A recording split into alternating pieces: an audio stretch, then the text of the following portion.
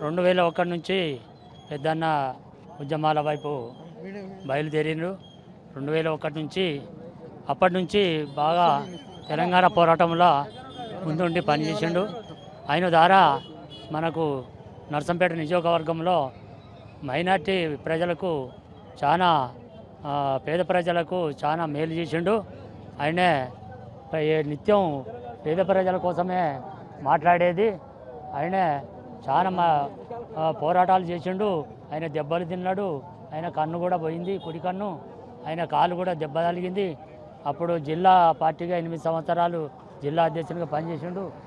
చేసి సరే కేసీఆర్ అవకాశం ఇచ్చినందుకు ఎమ్మెల్యే 5 ఏళ్ళు ఎమ్మెల్యే చేసిండు.